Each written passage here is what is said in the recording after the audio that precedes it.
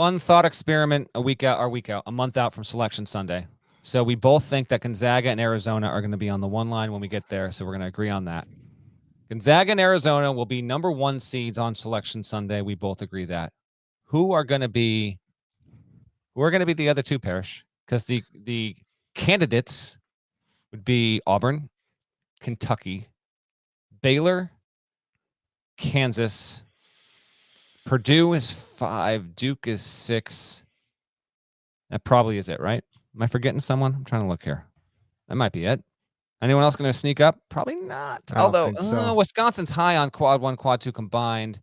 They just lost to Rutgers. I don't know if that takes them out of the conversation. But let's just for fun. So Gonzaga, Arizona, I will say I'm going to take your point about Auburn, and I'm going to stick with it. You said they could still have a case to have the best resume in the sport now. They don't have to go play at Kentucky. I will say Auburn is a 1 seed. If you win the Big 12, how are you not getting a 1 seed? Right. So I will say Gonzaga, Arizona, Auburn, Kansas are your 1 seeds a month from now on Selection Sunday. Would you agree, or you want to swap out a team in there? I'll swap out a team. Okay. I'll go Gonzaga, Arizona, Kansas, because you win the Big 12, you're going to be a 1 seed. Gonzaga, Arizona, Kansas, Kentucky. How about this? No matter what happens Tuesday night in Knoxville. Okay. I was about to get a little too far out over my skis. Yeah. No matter what happens. Kentucky will lose one more game in the regular season, win the SEC tournament, and be a 1 seed on Selection Sunday. That's my prediction on February 14th. Kentucky will lose one more game this regular season, and they'll win the SEC tournament and be a 1 seed. We've both got Gonzaga. We've both got Arizona. We've both got Kansas. I've got Auburn. You've got Kentucky. Kentucky does have at Tennessee, at Arkansas, at Florida remaining. That's tough. That's a little, yeah. No, it's, and it could. There's a scenario in which it's neither, and all the other teams I mentioned before are still conceivably there. But yeah, man, that's gonna be a fun push, fun chase. I think I like a school with like Duke. I think Duke, 21-4.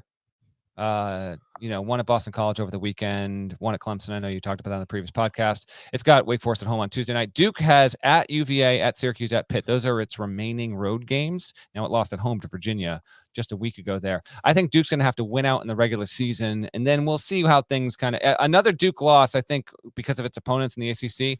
A Duke loss in the regular season probably – knocks it out. I tell you this, Duke can't get to 6 losses and get a 1 seed. Not going to happen. A 5-loss Duke team can get there, but it's going to have to rely on movement elsewhere, which would be intriguing because in most seasons you might say a Duke team with 5 losses is like an automatic for a 1 seed. And I would agree with you. In most seasons that would be the case, but I don't know about this season. But I think there's still a lot of teams still alive for it, and that's what makes it fun. That's why I wanted to drop that on. And Providence, I don't think Providence will get there, but Providence, I believe, is now 10-2 in the first 2 quadrants. I know. The resume's strong. The computer number's not as much, in part because they play so many. A lot of their wins are very close, and their 2 losses are blowouts.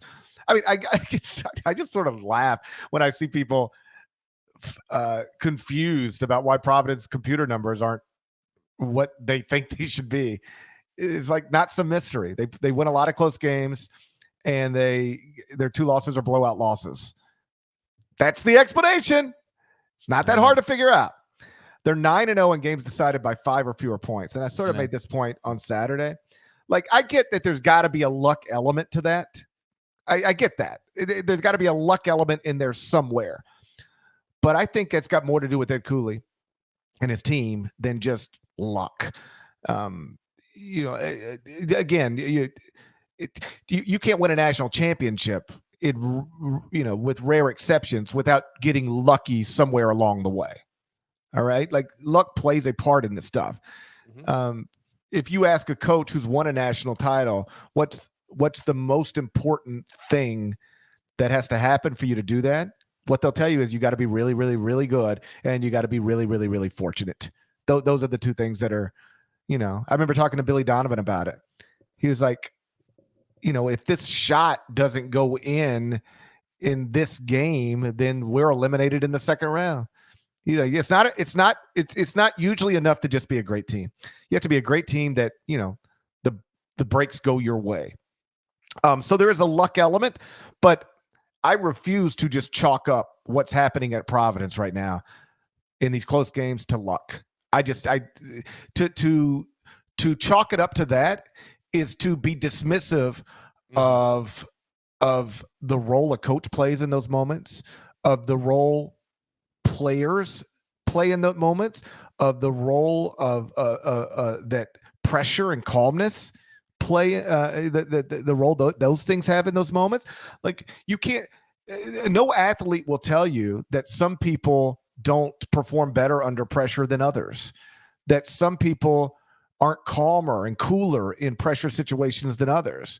And Providence seems to be an excellent example of that.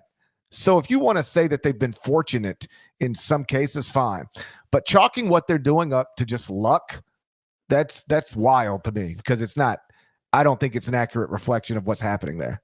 I will say I should have put Providence in initially, and if the Friars have 3 losses on Selection Sunday, they are going to have a great case for a 1 seed with 3. All right, 2 now.